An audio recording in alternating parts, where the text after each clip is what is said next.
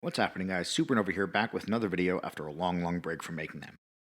As you can see from the thumbnail, today's video is Teraflops don't mean shit. So we have developers saying that PlayStation 5 is the superior machine with its lightning-fast SSD. Then we also have developers saying that the Xbox Series X is the superior machine with its more powerful GPU. So who's going to come out on top in next gen? Let me start out by saying I'm not a game developer. I'm just relaying to you the factual information as we know it. Not speculation, not rumors, and not talking about this dev said this or this dev said that, because honestly, I'm getting a little annoyed by it all. So what do we actually know about the upcoming consoles when it comes to teraflops? Well, we know the PS5 is going to have 10.28, while the Series X is going to have 12. That's a difference of 1.72 teraflops, or a 14.34% advantage. Not bad, right? But the PS4 Pro has 4.2 teraflops, and the Xbox One X has 6. That's a difference of 1.8 teraflops and a 30% advantage. So the Xbox One X actually has a greater power advantage over the PlayStation 4 Pro than the Xbox Series X does over the PlayStation 5. That's just facts. The higher you go, the less of a difference 1.8 or 1.72 makes. That's just the way math works. Oh, I can already hear some of you Xbox fanboys screeching, but the PS5 is really just an overclocked 9.28 teraflop machine. Okay then, so that's a difference of 2.72 teraflops. Oh, I see you getting excited already. 2.72 is more than 1.8, so it's a bigger difference than the Xbox One X and PS4 Pro, right? Wrong. Like I said, the higher the numbers, the smaller the difference. So while the number 2.72 may be bigger than 1.8, it's still only a 22.67% power advantage, which is less than the 30% between the X and the Pro. Don't let the numbers fool you. This is the kind of thing that Microsoft's marketing will try to use against unknown consumers, and Xbox fanboys will breathlessly repeat as if it means something. But it doesn't. Also, even if you want to say that the PlayStation 5 is just an overclocked 9.28 teraflop machine, the fact is it's still a 10.28 teraflop machine. But like I said, teraflops don't mean shit. Don't just take my word for it. Here's a Tech Radar article about this topic. So do teraflops matter? Yes, they do. But not as much as Microsoft's marketing machine would have you think. This foregrounding of flops as some kind of supreme measure of graphical performance is a relatively recent phenomenon, perhaps because it gives consumers a small, simple number they can easily latch onto. Remember in the 1990s when all the fuss was made about bits, when the 64-bit N64 came out, and how your young brain assumed this must be twice as good as the 32-bit PS1? While flops are a more tangible measure of performance than those N64 bits, it's still far from an exact science that the 12T-flop Xbox Series X will be twice as powerful as the 6T-flop Xbox One X. It may be more, it may be less, depending on many other factors. Yes, the 12T-flops of the Xbox Series X may sound impressive, but for now, it's just theoretical. And actual gaming performance will depend on other aspects of GPU architecture and how well the console's software, drivers, and APIs take advantage of that power. So our advice, don't let yourself be blown away by theoretical numbers. Let's move on to another main detail that sets the consoles apart, their SSDs. The speed of the SSD in the Series X is 2.4 gigabytes per second and 4.8 using compression, whereas on the PS5 it's 4.8 gigabytes per second and then 9 using compression. That means the SSD in the PlayStation 5 is twice as fast as the one found in Series X. Now, both of these are fast. The Xbox Series X is loading Gears 5 at 4 times the speed of the Xbox One X, where a PS5 dev kit loaded Spider-Man 18 times faster than the PS4 Pro. It was also later revealed that the dev kit was a quote-unquote early low-speed version, meaning that the retail PS5 will be even faster than that. So what does it all mean?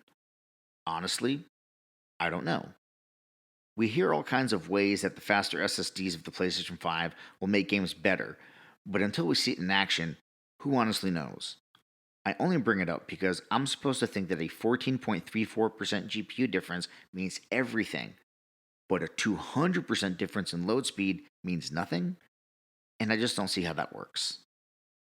Let me show you another way that teraflops don't mean shit. Now, the Xbox One X released in November 2017, and you all know the fanboy chants, The beast is coming. X gonna give it to you, right? All that dumb shit. Well, let's take a look at the Digital Foundry list of best graphics in 2018. On PlayStation side, we have Spider-Man, God of War, Detroit Become Human, and Shadow of the Colossus. On the Xbox side, Forza Horizon 4 and Gears 5. For 2019, PlayStation they chose Death Stranding. Xbox One, nothing. Nothing. Where the T-flops at, bro? Where they at? Why aren't the T-flops out there flexing? Where they at? Nowhere. Nowhere to be found. Why? Because, say it with me, everyone, teraflops don't mean shit. But graphics aren't everything. You don't need amazing graphics to have great games.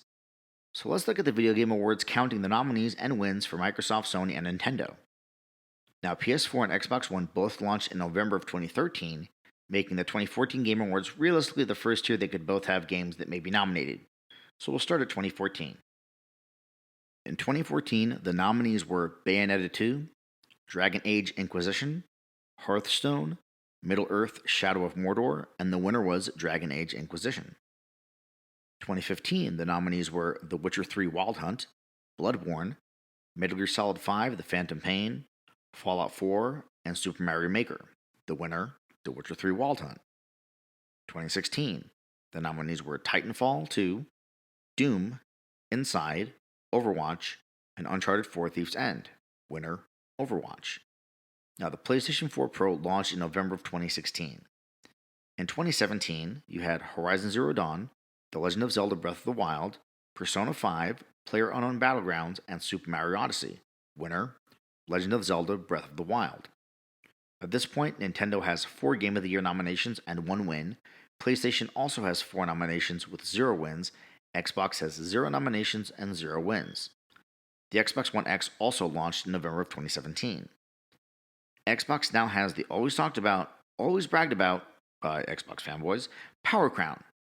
Let's see what they did with it. 2018, the nominees were Celeste, Assassin's Creed Odyssey, God of War, Monster Hunter World, Red Dead Redemption 2, and Marvel Spider-Man. Winner, God of War. 2019, the nominees were The Outer Worlds, Death Stranding, Super Smash Bros. Ultimate, Control, Sekiro Shadows Die Twice, and Resident Evil 2. Winner, Sekiro Shadows Die Twice. Nintendo added another nomination, bringing their total to 5 and 1 win. PlayStation added 3 nominations, bringing their total to 7 and 1 win. Xbox still has 0 nominations and 0 wins. Now, 0 wins is one thing. You win some, you lose some. But 0 nominations in 6 years? None in the 2 years that Xbox had the Power Crown. PlayStation had 3 in that time, and a win. That's why teraflops don't mean shit. Now, I know what some of you Xbox fans are going to be saying, well, that's just the Video Game Awards. And you're right, but you can go to pretty much any publications list and you'll be hard-pressed to find one with an Xbox exclusive winning Game of the Year this entire generation. If you don't believe me, I'll throw a link in the description to a Wikipedia page that's actually got them all in one place so you can check it out. Now, I know Xbox fanboys like to throw away things like Metacritic scores and units sold like they don't mean anything. Well, then how do you measure success then? What metric do you use? Because I and most normal people would look at scores and units sold. And I know scores can be subjective, but even if you average all the scores from all the sites together, the PlayStation still has better scored and better selling games. Teraflops be damned. This matters. The fanboys will keep talking about their 12 T-flops and saying shit like, you don't understand, bro. Our ray tracing is going to be like a little bit better than yours. And even if that were true, the next-gen Spider-Man and God of War will sell better than any Series X game, even if it has the world's best ray tracing, because teraflops don't mean shit, and games are greater than teraflops. I can already hear the Xbox fanboys going straight to their dumb talking points. But Microsoft just bought a bunch of studios. Games are coming. Calm down. They're all mediocre studios. Undead Labs' last game, Stave Decay 2, was a bug-filled disaster. We Happy Few from Compulsion Games was a dud. Playground Games is already exclusively making Forza Horizon games. Ninja Theory is really the only decent studio they acquired. And as excited as people are for Hellblade 2, me included, going back and playing Hellblade 1 again last month, it hasn't aged well, especially when the game that it's most compared to is God of War. And they just released Bleeding Edge, and that shit was dead on arrival. Then you have The Initiative, which is supposed to be the world's first quadruple A studio, but they aren't working on anything big. It's nice that Microsoft bought all these studios, and the idea of getting more exclusives for Xbox is an awesome idea. But I'll just wait until I see what games these studios are making, because as of right now, these are not top shelf studios. Maybe that will change. Maybe it won't. But I'll tell you this, no amount of teraflops can turn a mediocre game from a mediocre studio into an amazing game and elevate that studio. Because for the last time in this video, teraflops don't mean shit. So at the end of the day, Microsoft can slap world's most powerful console on the box. The fanboys can march through the streets with their 12 teraflop flags. It's not going to matter. It's not going to make a difference because people don't care about T-flops. What they care about is the games. And maybe this generation Xbox is going to come out with some badass games, some real bangers. Maybe Halo Infinite is going to be a absolute beast of a game. Maybe that rumored Fable game that Playground Games is working on is going to be fucking epic and amazing. I hope that it is because I love Fable. Maybe Hellblade 2 is going to be an evolution of the game and raise that studio up. Maybe it'll be like the equivalent of Uncharted 2 because Uncharted 1 was not a good game. It was okay, but it wasn't great. Uncharted 2 is a fucking masterpiece. So maybe that'll happen with Hellblade 2. Who knows? The thing is that we don't know if Xbox is going to be coming out with amazing games this gen. We can only hope they will come out with amazing games.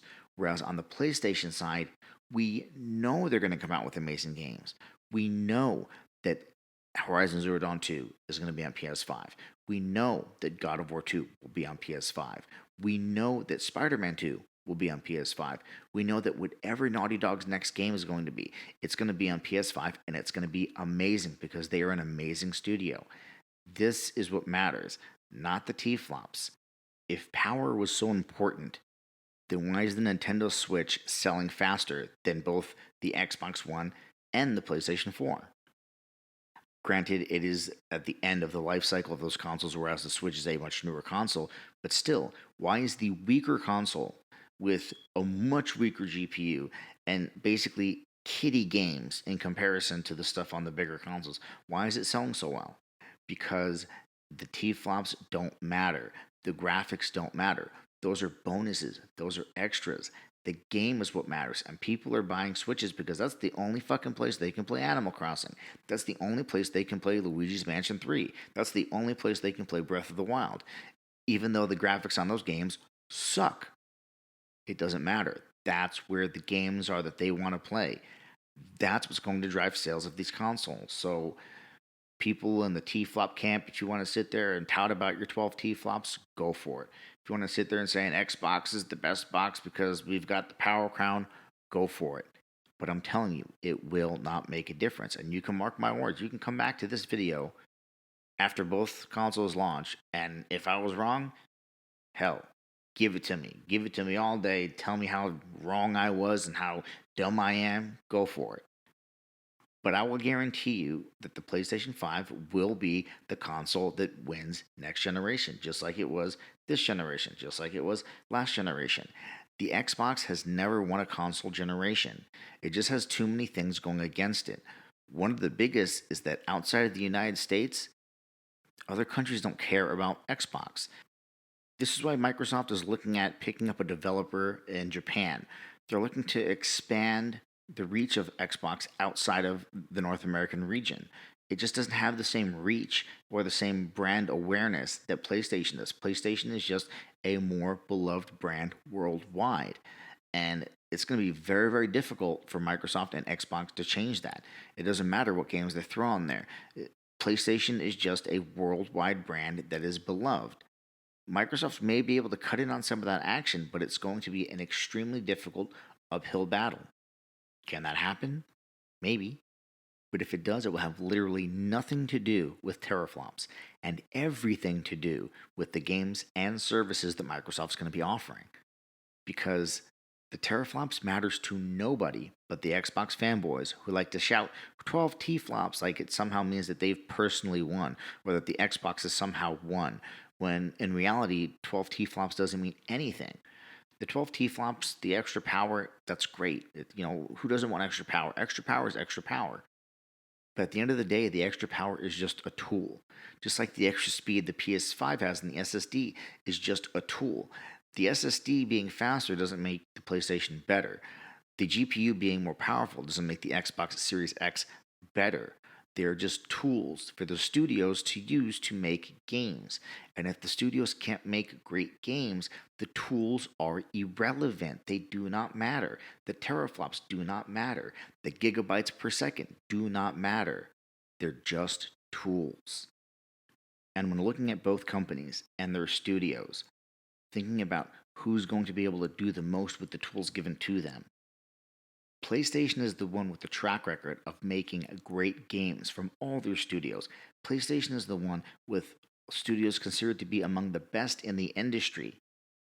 Sure, Xbox has the Coalition and Playground games, which are considered to be some of the best, but that's about it. The rest of the studios that they own or that they've purchased are not good studios. Maybe they'll make great games this generation. Who knows? But just looking in from the outside and looking at these studios and having to decide, well, who's going to make better games, PlayStation Studios or Xbox Studios, you'd have to be a complete idiot to say, oh, I think the Xbox Studios are going to make better games. They're just not on the same level as PlayStation Studios. And Xbox fans may not want to hear that. Just like they don't like to hear that PlayStation has sold over twice as many consoles. They don't like to hear the Metacritic scores of PlayStation games because, I don't know, it hurts their feelings or because somehow those things don't matter to them. Well, I'm sorry. All of these things are true. Sony sold twice the amount of PlayStation 4s as Microsoft did Xbox One. PlayStation games score better, sell better, and PlayStation studios are of a higher caliber and are more talented. It's just the way it is. I'm sorry if you don't like to hear it, but that is the truth.